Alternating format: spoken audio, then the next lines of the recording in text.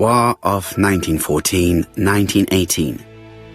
By the King's order, the name of Corporal A.B. Cust, Devonshire Regiment, was published on the London Gazette on May the 10th, 1918, as mentioned in a dispatch for gallant and distinguished service. An army dispatch, wounded on the Somme front, victim of a gas attack, Corporal Cust greatly deserves his distinction.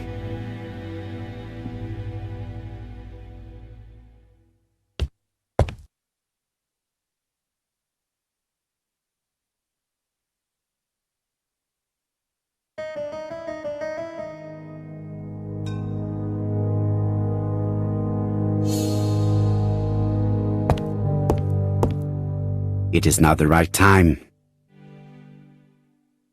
The least we can say that Mr. Cust is not very concerned about order and balance. This dark stain, it could be blood, but goodness knows how long it has been there. Let us now try and get our brain cells to work.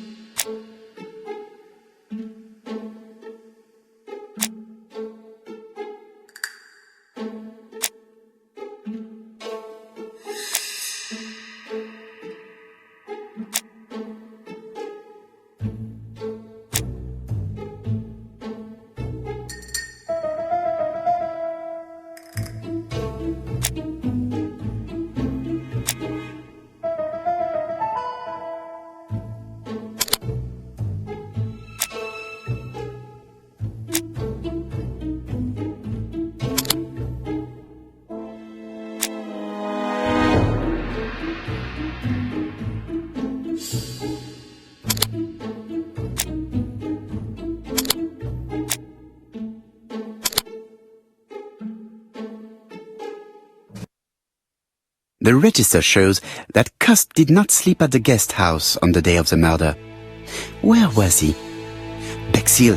The Bexhill paper reveals it. Cust bought this newspaper in Bexhill on July the 25th. No use continuing the inspection of this room. I've seen all there is to see.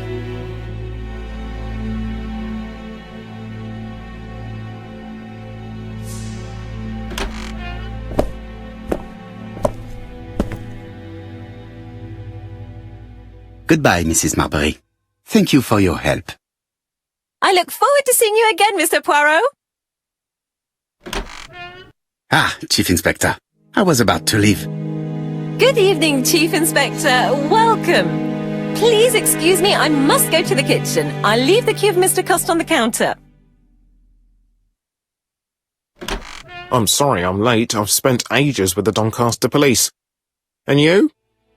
I have established one fact. On 3 occasions, Cust was at the scene on the day of the crimes.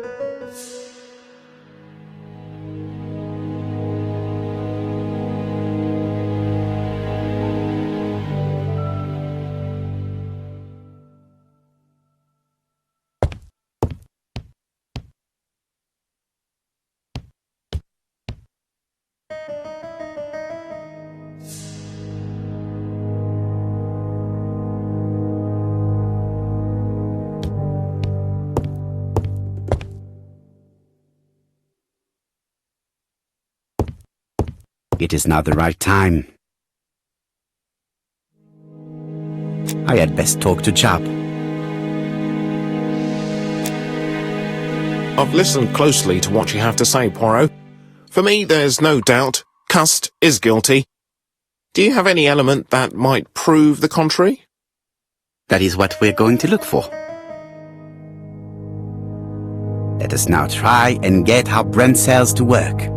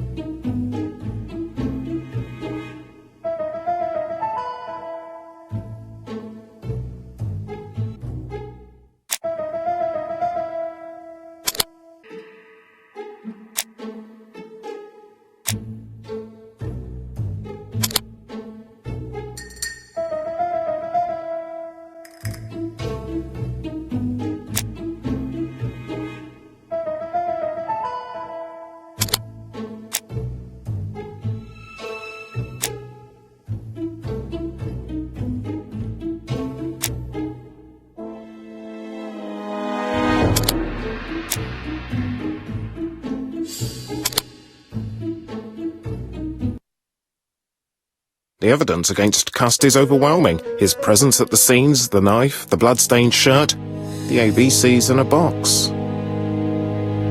C'est vrai. However, the blood Mrs. Marbury saw on Cust's shirt may have been his own. According to his medical records, he suffers from hemoptysis. The murderer cut Sir Carmichael's throat from behind, and the blood spurted outwards. You would expect the murderer's shirt to be stained on the sleeves, not on the buttonholes, yet we see quite the opposite. You would expect the murderer to keep the newspaper articles about his crimes. But Cust's collection starts in Cheston, as if it discovered the case rather late. I agree it's troubling, but it doesn't change my mind. There's small details that we should be able to clear up by questioning Cust. When can we talk to him? Doncaster is sending him to us on the first train. Are they questioning him already? He says he can't remember a thing. It's plausible. Doctors say he suffers from absences and amnesia. Mrs. Marbury has confirmed this. He may have done the murders in an altered state. A familiar situation. It's not enough to clear his name. Dr. Thompson insisted that even if you don't know what you're doing, you never commit a murder without wanting to. Très intéressant. I shall remember that. Right. I'll go and examine the suspect's room. Chief Inspector, I took the liberty of removing a few clues to examinatum. All right, we'll discuss them tomorrow. In the meantime, I'm going to see if you've missed something.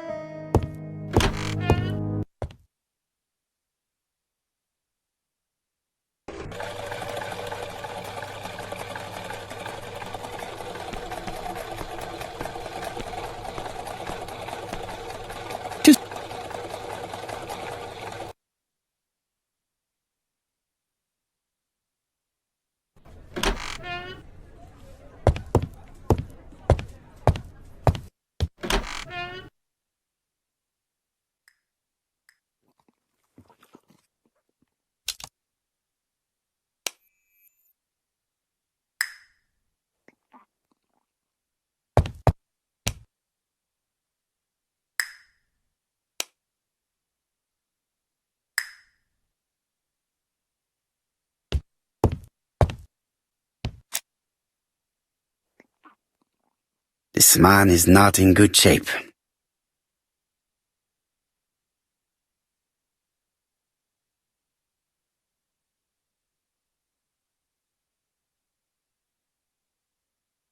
He is worried and very tired, and other police have been hard on him.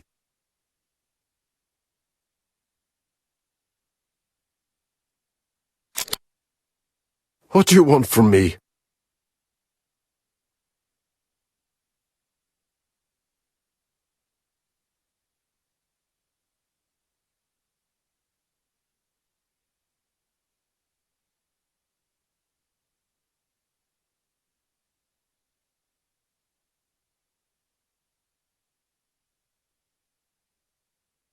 Good day, Mr. Cust.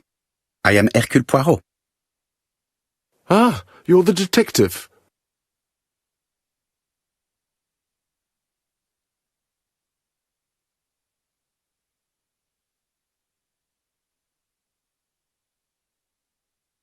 Yes, I am the person you have been sending the letters to. I didn't write these letters. I've already said so.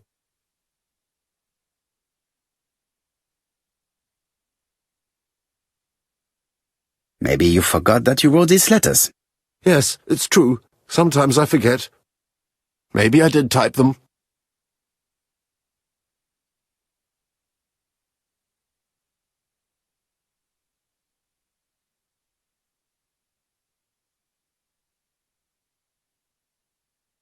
You are capable of murder, Mr. Cust. It's true. During the war.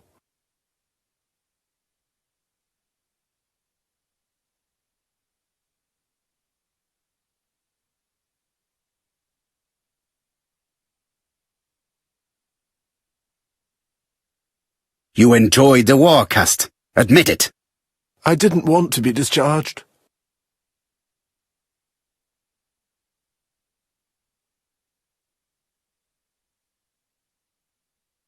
But you killed him, as well as 2 other people. That's what they all say.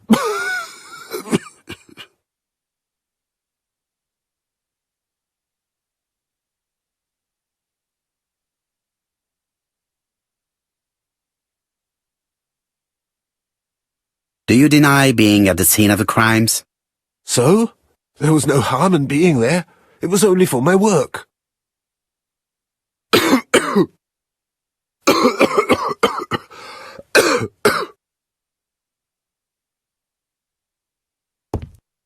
I am not going to leave before having finished questioning him. He is in no state to reply.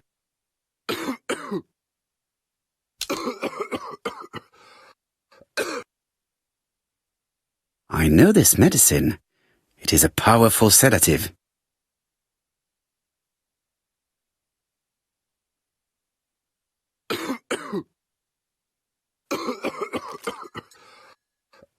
Take this. It will help you. Thank you.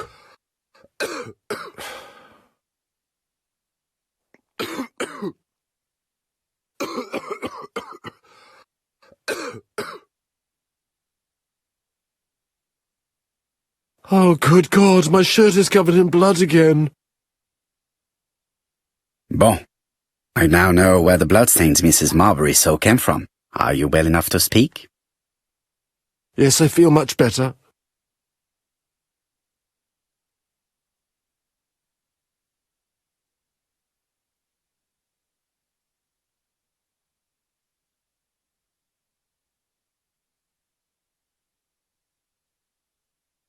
You were seen at all the crime scenes.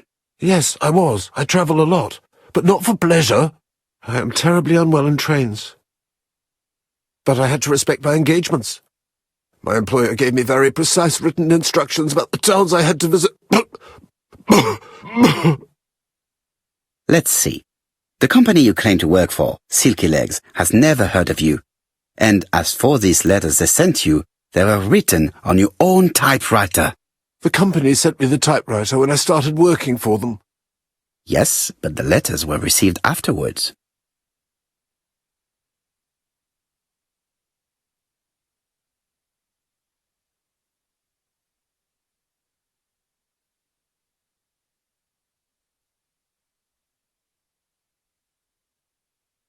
It proves that you wrote them. I may have. Good God! I don't know what's happening to me. My head hurts terribly.